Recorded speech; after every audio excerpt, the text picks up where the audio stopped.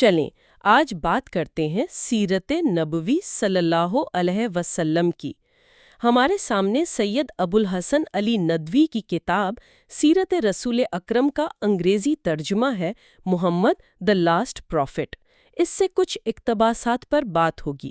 کوشش یہ ہوگی کہ ہم صرف واقعات نہ دہرائیں بلکہ یہ دیکھیں کہ ندوی صاحب آپ صلی اللہ علیہ وسلم کی زندگی کے کون سے پہلوؤں کو خاص طور پر اجاگر کرتے ہیں۔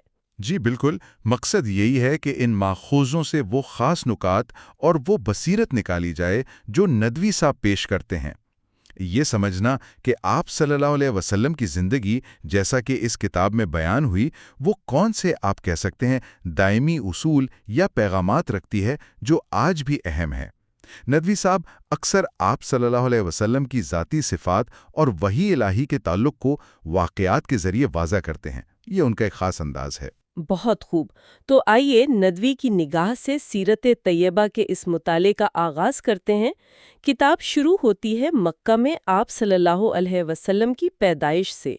دادا عبد المطلب نے محمد نام رکھا، جو اس وقت عرب میں جیسا آپ نے کہا بہت عام نہیں تھا۔ والد کا سایہ تو پیدائش سے پہلے ہی اٹھ گیا تھا، پھر والدہ اور دادا بھی جلد ہی وفات پا گئے۔ جی، اور پھر چچا ابو طالب نے کفالت سنبھالی۔ اور دیکھیں یہاں ندوی صاحب اس بات پر زور دیتے ہیں کہ یہ جو ابتدائی مشکلات تھیں، یتیمی کا تجربہ تھا، اس نے آپ صلی اللہ علیہ وسلم کی شخصیت میں ایک غیر معمولی قسم کی ہمدردی پیدا کی، دوسروں کے دکھ درد کو سمجھنے کی صلاحیت۔ صحیح۔ اور جوانی میں ہی آپ صلی اللہ علیہ وسلم کی سچائی اور امانت داری اتنی مشہور تھی کہ مطلب پورا معاشرہ گواہ تھا۔ الصادق اور الامین کے القاب۔ جی، یہ صرف نام نہیں تھے، یہ آپ کے کردار کی عوامی تصدیق تھی۔ ندوی کے نزدیک یہ کردار کی پختگی اصل میں نبوت کے عظیم بوجھ کو اٹھانے کے لیے ایک طرح کی تیاری تھی۔ اور اسی کردار کی پختگی اور حکمت کی ایک مثال ہمیں ملتی ہے کعبہ کی تعمیر نو کے واقعے میں، جب حجر اسود کو نصب کرنے پر قبائل میں شدید جھگڑا کھڑا ہو گیا، قریب تھا کہ خون خرابہ ہو جائے۔ جی ہاں، اور ندوی اس واقعے کو صرف ایک آپ کہیں قبائلی جھگڑے کے حل کے طور پر نہیں دیکھتے، وہ اسے آپ صلی اللہ علیہ وسلم کی جو فطری قائدانہ صلاحیت ہے نا اور مسئلے کی جڑ تک پہنچنے کی غیر معمولی سمجھ بوجھ، اس کی مثال کے طور پر پیش کرتے ہیں۔ آپ صلی اللہ علیہ وسلم نے صرف وقتی طور پر جھگڑا ختم نہیں کیا بلکہ ایک ایسا حل دیا جس میں سب کی عزت بھی رہ گئی اور کسی کو شکایت کا موقع نہیں ملا۔ وہ چادر پر پتھر رکھ کر سب سرداروں سے اٹھوانے والی بات۔ بالکل، یہ اجتماعیت، سب کو شامل کرنے کی سوچ، یہ نبوت سے پہلے بھی آپ صلی اللہ علیہ وسلم میں موجود تھی۔ جی، ندوی اس نقطے کو نمایاں کرتے ہیں۔ جی تو نبوت سے پہلے کی بات تھی۔ پھر 40 سال کی عمر میں وہ لمحہ آیا جب آپ صلی اللہ علیہ وسلم غار حرا میں تھے اور پہلی وحی نازل ہوئی، سورۃ العلق کی ابتدائی آیات۔ جی، ماخذ بتاتا ہے کہ یہ تجربہ ظاہر بالکل نیا اور بڑا شدید تھا، تو آپ صلی اللہ علیہ وسلم پر ایک فطری گھبراہٹ طاری ہوئی۔ بالکل، اور اس موقع پر حضرت خدیجہ رضی اللہ عنہا کا کردار بہت اہم ہے۔ ندوی صاحب ان کے الفاظ کو خاص اہمیت دیتے ہیں جب انہوں نے آپ صلی اللہ علیہ وسلم کو تسلی دی۔ انہوں نے صرف جذباتی سہارا نہیں دیا بلکہ آپ صلی اللہ علیہ وسلم کے کردار کی گواہی پیش کی۔ وہ الفاظ یاد ہے نا؟ جی، اللہ آپ کو ہرگز رسوا نہیں کرے گا۔ بالکل، آپ تو صلہ رحمی کرتے ہیں، سچ بولتے ہیں، بے سہاروں کا بوجھ اٹھاتے ہیں، مہمان نوازی کرتے ہیں اور حق کے راستے میں آنے والی مصیبتوں میں مدد کرتے ہیں۔ ندوی کے مطابق یہ الفاظ حضرت خدیجہ کی غیر معمولی بصیرت اور آپ صلی اللہ علیہ وسلم کی شخصیت پر ان کے کامل یقین کا ثبوت ہیں۔ اور پھر حضرت خدیجہ آپ صلی اللہ علیہ وسلم کو اپنے چچا زاد بھائی ورقہ بن نوفل کے پاس لے گئیں۔ وہ تو پچھلی آسمانی کتابوں کے عالم تھے نا؟ جی ہاں، اور ورقہ نے سن کر فوراً پہچان لیا کہ یہ وہی ناموس یعنی فرشتہ ہے جو حضرت موسیٰ علیہ السلام پر اترا تھا، اور انہوں نے مستقبل کی مشکلات کی پیشگوئی بھی کی، خاص طور پر یہ کہ آپ کی قوم آپ کی مخالفت کرے گی اور آپ کو ہجرت کرنی پڑے گی۔ اس تصدیق کے بعد پھر دعوت اسلام کا آغاز ہوا۔ جی، اور ندوی اس بات کی طرف اشارہ کرتے ہیں کہ ابتدائی دعوت نہایت حکمت اور تدبر کے ساتھ خفیہ رکھی گئی۔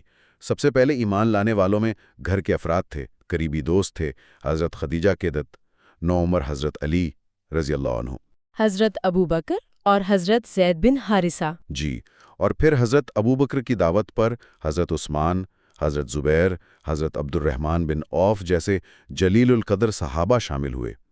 ندوی کہتے ہیں کہ یہ انتخاب ظاہر کرتا ہے کہ دعوت کی بنیاد کردار اور اعتماد پر رکھی گئی تھی۔ لیکن جب آپ صلی اللہ علیہ وآلہ وسلم نے کوہ صفا پر کھڑے ہو کر کھلم کھلا توحید کا پیغام دیا اور بت پرستی کی تردید کی تو قریش کی مخالفت شروع ہو گئی۔ ہاں، اور ندوی لکھتے ہیں کہ یہ مخالفت صرف مذہبی نہیں تھی، اس میں معاشی وجوہات بھی تھی، سماجی بھی۔ مطلب کعبہ کی وجہ سے قریش کو جو ایک مرکزیت حاصل تھی نا، انہیں لگا کہ وہ خطرے میں پڑ جائے گی۔ اور یہ مخالفت پھر ظلم و ستم میں بدل گئی، خاص طور پر ان مسلمانوں پر جو سماجی طور پر کمزور تھے یا غلام تھے۔ جی، اور ندوی صاحب ان واقعات کو تفصیل سے بیان کرتے ہیں۔ مقصد یہ ہوتا ہے کہ ابتدائی مسلمانوں کی ثابت قدمی اور ایمان کی مضبوطی واضح ہو۔ حضرت بلال کا واقعہ، امیہ بن خلف کا انہیں تپتی ریت پر لٹانا، سینے پر بھاری پتھر رکھنا اور ان کا احد احد پکارنا۔ اللہ اکبر۔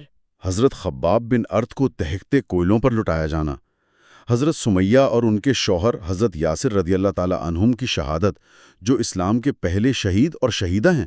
ندوی کے نزدیک یہ مظالم اصل میں قریش کی بوکھلاہٹ کا ثبوت تھے کہ جب دلیل نہیں ہوتی تو پھر طاقت کا استعمال ہوتا ہے۔ ان حالات میں تو مسلمانوں کے لیے مکہ میں رہنا بہت مشکل ہو گیا ہوگا۔ تبھی آپ صلی اللہ علیہ وآلہ وسلم نے پہلے کچھ صحابہ کو حبشہ ہجرت کی اجازت دی، جہاں کا بادشاہ نجاشی عادل تھا۔ جی، یہ پہلی ہجرت تھی۔ تو اس ہجرت حبشہ کی کوئی خاص اہمیت بیان کرتے ہیں ندوی صاحب؟ جی ہاں، ندوی اسے صرف ایک آپ کہہ لیں پناہ لینے کا واقعہ نہیں سمجھتے، وہ اسے اسلام کے عالمگیر پیغام کی طرف پہلا قدم قرار دیتے ہیں کہ یہ دعوت صرف عربوں تک محدود نہیں رہے گی۔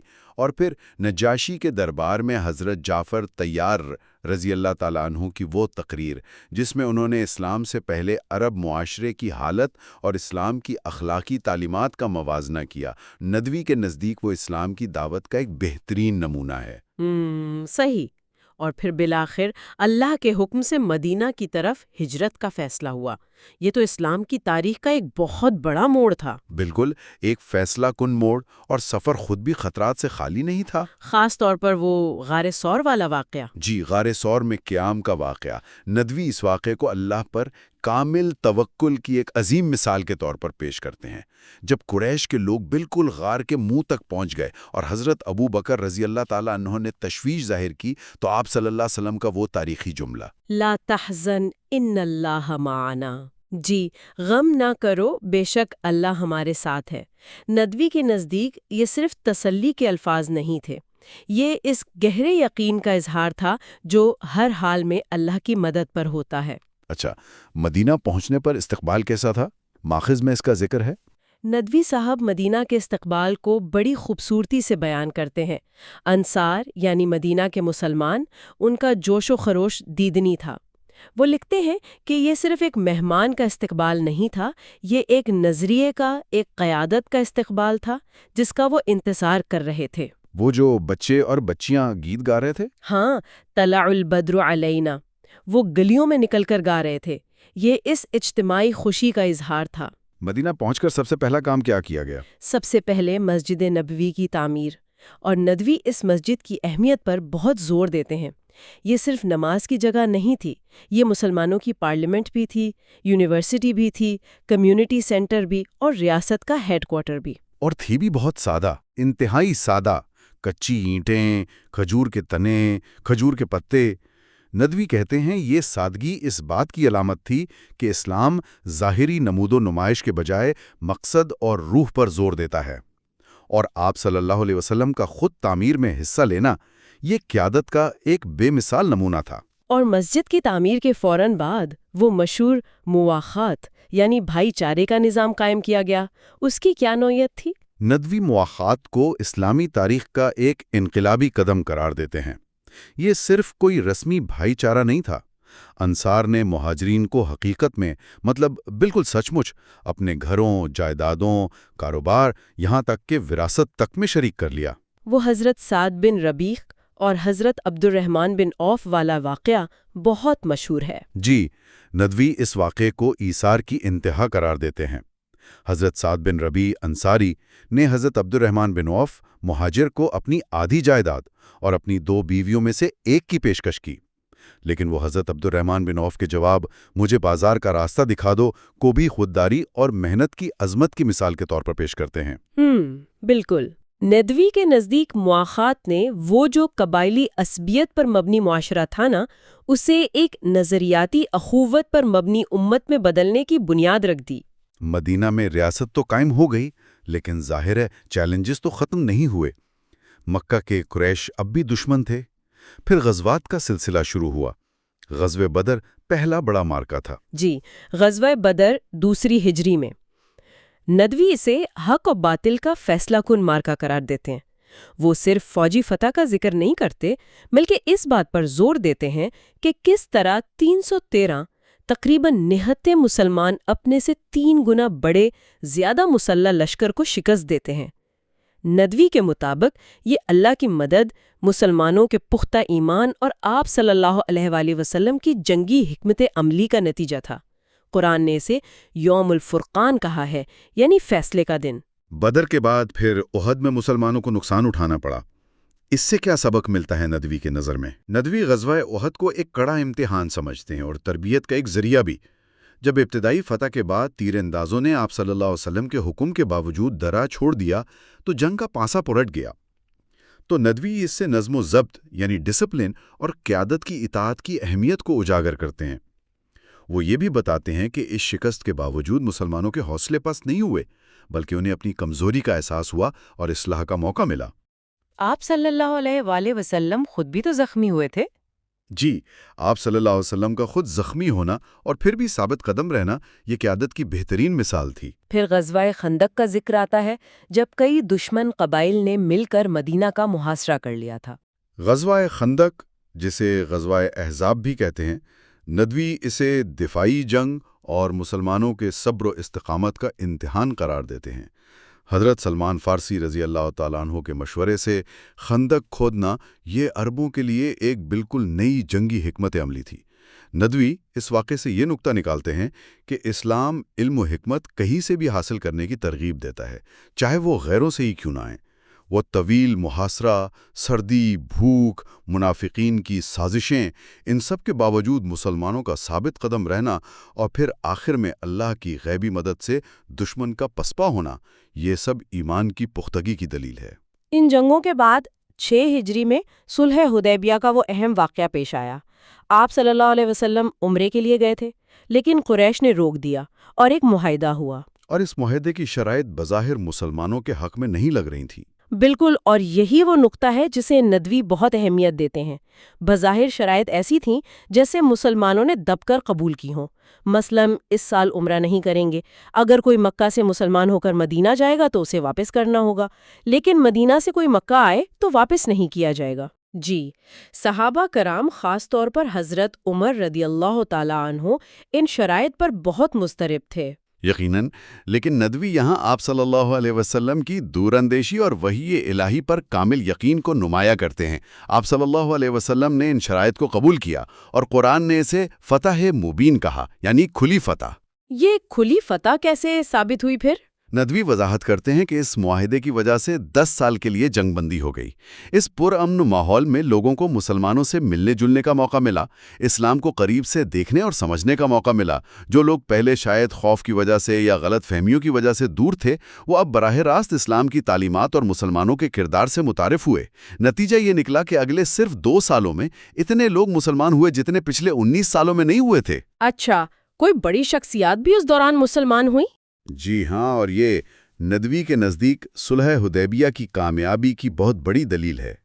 عرب کے 2 مایہ ناز جنگجو اور سپہ سالار حضرت خالد بن ولید رضی اللہ تعالیٰ عنہ اور حضرت عمرو بن العاص رضی اللہ تعالیٰ عنہ، جو کل تک اسلام کے شدید مخالف تھے، اسی صلح کے بعد خود مدینہ آ کر مسلمان ہوئے۔ زبردست۔ یہ اس بات کا ثبوت تھا کہ جب تلواریں نیام میں گئیں تو دلوں پر اسلام کا اثر ہوا۔ اور پھر اسی معاہدے کی خلاف ورزی کے بعد فتح مکہ کا مرحلہ آیا۔ جی، 8 ہجری میں فتح مکہ۔ ندوی اسے سیرت کا ایک نہایت اہم اور روشن باب قرار دیتے ہیں۔ 10,000 قدوسیوں کا لشکر مکہ میں داخل ہوتا ہے، لیکن مجال ہے کہ کوئی خون خرابہ ہو، کوئی انتقامی کارروائی نہیں۔ آپ صلی اللہ علیہ وسلم فاتحانہ انداز میں داخل ہوتے ہیں، لیکن سر مبارک عاجزی سے جھکا ہوا ہے۔ اور پھر وہ عام معافی کا اعلان۔ ہاں، وہ عام معافی کا اعلان، وہ لوگ جنہوں نے 13 سال تک ظلم کے پہاڑ توڑے تھے، آج سامنے بے بس کھڑے ہیں۔ آپ صلی اللہ علیہ وآلہ وسلم پوچھتے ہیں، تم مجھ سے کیا توقع رکھتے ہو؟ وہ کہتے ہیں، آپ کریم بھائی ہیں اور کریم بھائی کے بیٹے ہیں۔ آپ صلی اللہ علیہ وآلہ وسلم فرماتے ہیں، لا تثریب علیکم اليوم اذهبوا فانتم الطلقاء۔ آج تم پر کوئی ملامت نہیں، جاؤ تم سب آزاد ہو۔ ندوی اسے عفو درگزر اور رحمت للعالمین ہونے کی سب سے بڑی، سب سے واضح مثال قرار دیتے ہیں۔ فتح مکہ کے بعد پھر کعبہ کو بتوں سے پاک کیا گیا۔ جی، 360 بت جو کعبہ کے اندر اور ارد گرد نصب تھے۔ آپ صلی اللہ علیہ وآلہ وسلم اپنی چھڑی سے اشارہ کرتے جاتے تھے اور وہ گرتے جاتے تھے، اور زبان مبارک پر قرآن کی یہ آیت جاری تھی، وَقُلْ جَاءَ الْحَقُّ وَزَهَقَ الْبَاطِلُ إِنَّ الْبَاطِلَ كَانَ زَهُوقًا۔ اور کہہ دو کہ حق آ گیا اور باطل مٹ گیا، بے شک باطل مٹنے ہی والا تھا۔ ندوی کے مطابق یہ صرف پتھر کے بتوں کا ٹوٹنا نہیں تھا، یہ شرک اور جہالت کے خاتمے اور توحید کے غلبے کا علامتی اعلان تھا۔ سیرت کی کتابوں میں آپ صلی اللہ علیہ وآلہ وسلم کے اعلیٰ اخلاق کے تو بے شمار واقعات ملتے ہیں۔ ندوی صاحب کن واقعات کو خاص طور پر نمایاں کرتے ہیں؟ ندوی صاحب آپ صلی اللہ علیہ وآلہ وسلم کے اسوہ حسنہ کو بیان کرتے ہوئے کئی واقعات لاتے ہیں۔ طائف کا واقعہ وہ اکثر بیان کرتے ہیں کہ کس طرح اہل طائف نے دعوت ٹھکرائی، مذاق اڑایا، پتھر برسائے، آپ صلی اللہ علیہ وآلہ وسلم لہو لہان ہو گئے۔ لیکن جب فرشتے نے کہا کہ ان پر عذاب نازل کر دوں تو آپ صلی اللہ علیہ وسلم نے فرمایا، نہیں، شاید ان کی نسلوں میں اللہ ایسے لوگ پیدا کر دے جو اس کی عبادت کریں گے۔ سبحان اللہ! یہ انتہا کی شفقت ہے، انسانیت سے محبت ہے۔ اسی طرح حضرت انس بن مالک کا واقعہ، جی، جو 10 سال آپ صلی اللہ علیہ وآلہ وسلم کی خدمت میں رہے۔ 10 سال خدمت میں رہیں، اور کہتے ہیں کہ کبھی آپ صلی اللہ علیہ وآلہ وسلم نے مجھے اف تک نہیں کہا، کبھی یہ نہیں پوچھا کہ یہ کام کیوں کیا یا یہ کیوں نہیں کیا۔ ندوی اسے آپ صلی اللہ علیہ وسلم کے ذاتی رویے اور نرمی کی مثال کے طور پر پیش کرتے ہیں، جو عام حکمرانوں یا لیڈروں میں نہیں ملتی، یہ صرف انبیاء کا خاصہ ہے۔ اور آپ صلی اللہ علیہ وآلہ وسلم کی تعلیمات کا نچوڑ ایک طرح سے ہمیں خطبہ حجۃ الوداع میں ملتا ہے۔ یقیناً، ندوی خطبہ حجۃ الوداع کو انسانی حقوق کا اولین اور جامع ترین منشور قرار دیتے ہیں۔ وہ اس کے جو کلیدی نکات ہیں ان پر بہت زور دیتے ہیں۔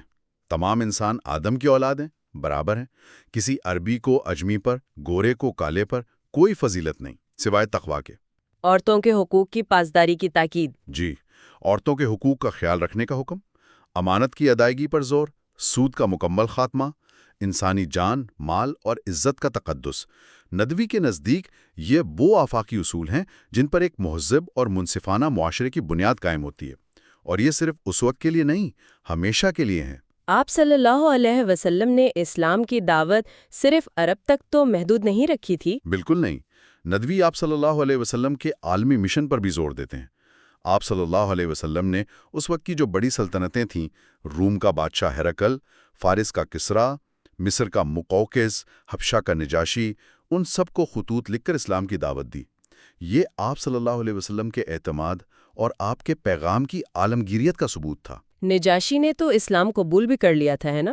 جی، نجاشی کا اسلام قبول کرنا اس دعوت کی کامیابی تھی۔ اس کے علاوہ عرب کے مختلف قبائل کے وفود مدینہ آتے تھے، وہ آپ سے ملتے، اسلام کو سمجھتے اور قبول کرتے۔ ندوی ان وفود کے واقعات کو بھی تفصیل سے بیان کرتے ہیں تاکہ یہ واضح ہو کہ اسلام تلوار سے نہیں پھیلا، بلکہ دعوت سے، حکمت سے اور سب سے بڑھ کر آپ صلی اللہ علیہ وسلم کے بے مثال اخلاق سے پھیلا۔ تو اگر ہم ندوی کی کتاب کی روشنی میں آپ صلی اللہ علیہ وآلہ وسلم کی لیگیسی کو، ان کی میراث کو سمیٹنا چاہیں تو کیا کہیں گے؟ دیکھیں، ندوی کے مطابق آپ صلی اللہ علیہ وسلم کی لیگیسی صرف ایک مذہب کا قیام نہیں ہے، یہ ایک مکمل تہذیب کی بنیاد ہے، ایک ایسی امت کی تشکیل ہے جو توحید پر قائم ہو، جس کی بنیاد عدل و انصاف پر ہو، انسانی مساوات پر ہو، اخلاقی پاکیزگی پر ہو، علم، دوستی اور امن پر ہو۔ آپ صلی اللہ علیہ وسلم کی زندگی اور آپ کی تعلیمات صرف مسلمانوں کے لیے نہیں ہیں، بلکہ پوری انسانیت کے لیے رہتی دنیا تک مشعل راہ ہیں۔ ندوی کا زور اسی آفاقیت اور عملیت پسندی پر ہے۔ تو آج ہم نے سیر ابو الحسن علی ندوی کی کتاب محمد دی لاسٹ پروفٹ کے اقتباسات کی روشنی میں سیرت نبوی صلی اللہ علیہ وسلم کے چند اہم پہلوؤں پر ایک نظر ڈالی۔ خاص طور پر ندوی صاحب کے تجزیے اور ان کی بصیرت کو سمجھنے کی کوشش کی۔ واقعات تو وہی جانے پہچانے تھے، لیکن ندوی صاحب کا زاویہ نگاہ انہیں ایک نئی روشنی ضرور دیتا ہے۔ بالکل، ان واقعات اور ندوی صاحب کی تشریحات سے یہ بات کھل کر سامنے آتی ہے کہ کس طرح غیر معمولی مشکلات، شدید مخالفت اور بہت ہی محدود وسائل کے باوجود ایک الہامی نظریے پر غیر متزلزل یقین، بے مثال کردار اور حکمت پر مبنی قیادت نے نہ صرف عرب کی قسمت بدل دی بلکہ پوری انسانی تاریخ پر انمٹ نقوش چھوڑے۔ یہ گفتگو ہمیں مجھے لگتا ہے سوچنے پر مجبور کرتی ہے کہ سیرت نبوی صلی اللہ علیہ وسلم میں بیان کردہ یہ جو بنیادی اصول ہیں، عدل، انصاف، مساوات، معافی، وعدے کی پاسداری، علم کی قدر، کمزوروں کا خیال، جن پر ندوی صاحب بار بار زور دیتے ہیں، آج 21ویں صدی میں ہمارے ذاتی معاملات سے لے کر عالمی مسائل تک یہ اصول کس حد تک ہماری رہنمائی کر سکتے ہیں؟ یقیناً یہ ایک بہت اہم سوال ہے جو اس مطالعے کے بعد ہمارے ذہنوں میں رہنا چاہیے۔ اس پر غور و فکر بہت ضروری ہے۔ آئندہ نشست تک کے لیے اجازت دیں۔ اجازت دیں۔